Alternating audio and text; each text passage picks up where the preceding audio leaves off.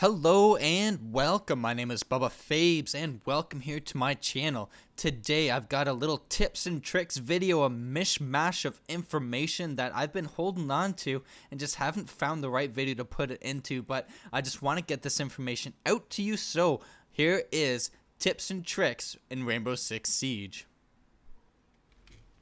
I'll be starting off this video here on Canal to show you guys a thermite trick that will help protect you when you're pushing into an objective. Now, of course, this thermite trick works on any double wall that you can rappel up to, but I'll be using this canal wall as my demonstration. So to start off, normally a thermite will put a charge on the left and on the right and blow the whole thing open to reveal everyone there. Now, of course, you can hide behind the bricks or you can hide behind the ledge behind me, just peeking up your head, but you're still susceptible to a flank from here and on this ledge there. So one thing that we can do to give ourselves more protection is we can rappel up higher, placing the charge near the top. Now, of course, this wall obviously isn't barricaded, but it will still work nonetheless. So when the charge goes off, you will see that my torso and legs are much better protected, and this works really well if you have a Blackbeard. Now, depending on whether defenders barricaded up this wall on the right, if they did, they may have some kill holes. If not, you can even shoot some holes in, exposing this door frame, which will help you see any defenders that are trying to push in to get a flank from you on the right. Now you can place your second thermite charge here on the right normally to give yourself that easy walkthrough so you don't have to vault over this left part. You can just crawl quickly, plant the diffuser nicely in that corner to give yourselves that easy plant and easy protection. Now, the next trick I want to show you actually has to do with quick smashing and prepping windows. Now, if you can see on these windows that the barricade actually reaches further down beyond the window ledge. Now, let's say you want to quickly hop outside of a window to get a flank on an enemy. You hit it once and you don't get that instant vault, so you have to hit it a second time and you get outside. But in that time frame, the attackers can hear you and they have enough time to figure out what's going on and to shoot you before you can make your way out and find the enemy. So what we can do is we can prep these windows by smashing them twice at the bottom, because on every barricade, 3 smashes will completely destroy the barricade. So now that this window is prepped, it has 2 hits into it, but it's at the bottom, so from the outside, it'll actually still look like a regular window, nothing done to it.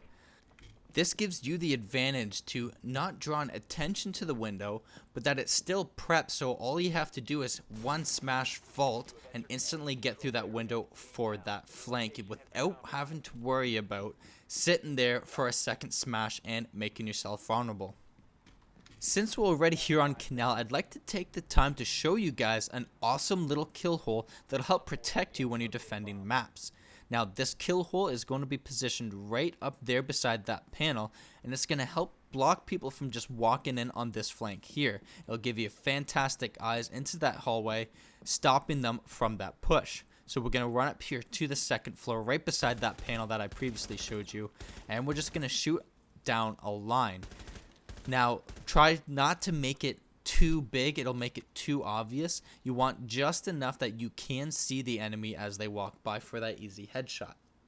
So as you can see there, we can see into that other room. Now I'll hop back down and I'll show you what it looks like from the attacker's point of view as we make our way around again. Now, since we're talking about it and stuff, you can obviously know it's there a little bit, but during a game, it's not going to be quite so obvious. And even if they're worried about this room and they ADS to try to get a little scope on someone, it's going to be blocked out by the top of the screen or even the top of their scope. So it's a fantastic kill hole, and it'll catch a few people by surprise for sure.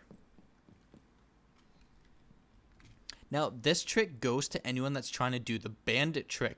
So before you throw up your barricades, what you're going to want to do is actually shoot some holes into the garage door or whatever door you're fortifying, then set up the fortifications. Now, what this does is by shooting holes through that garage door, it's actually going to allow sound to come through even easier, and I'm going to be able to hear the thermite a lot better than I did before. And this just has to do with the way Ubisoft has set up their sound, but by breaking through that garage door, it just allows me to hear them much better.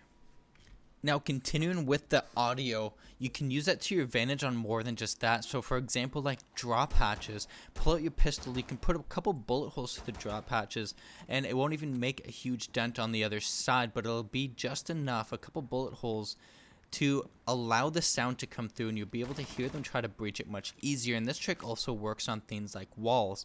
Spray in a couple bullet holes and you'll be able to hear the enemies on the other side like they're right beside you. And this has to do with the fact that the game can't tell the difference between a small hole and a big hole. It just senses that there's a hole there, and it just allows the sound to come through much easier. Now, continuing with the audio, as well as taking it one step further, is this is going to be a tip that you can use on these vertical drop hatches that are above your head. Now, this only works on the drop hatches that have destructible ground around it. There's a couple drop hatches that are surrounded by concrete where this won't work on. But for example, on this one here, is if you shoot a line that will give you a visual right above that drop hatch that you don't want the thermite to put a charge on, this will allow you to, one, hear the thermite that's right there, as well as see him as he tries to lay down his charge, giving you a fantastic shot on him as he's just planting. Another thing that you can do is just lay your C4 beside it, and then when you hear him planting his charge, or when you see him, all you have to do is just blow up your C4 and killing that thermite.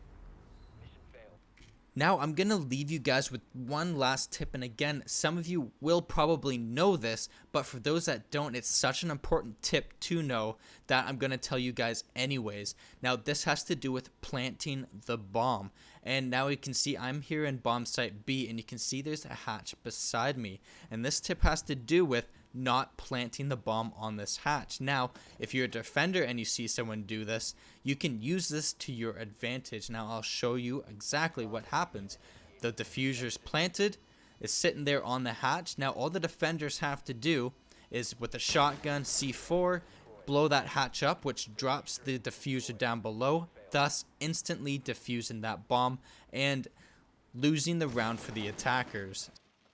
Thank you guys so much for watching. I hope that you guys enjoyed this video and that you got some tips and tricks that you're able to apply to your game in Rainbow Six Siege. And if you did and you enjoyed the video, do not forget to give me a thumbs up. And if you haven't subscribed already, you can go ahead and click on this big subscribe button there. Do not miss out on all the new tips and tricks videos that I'm releasing, as well as my series of In the Mind of a Player.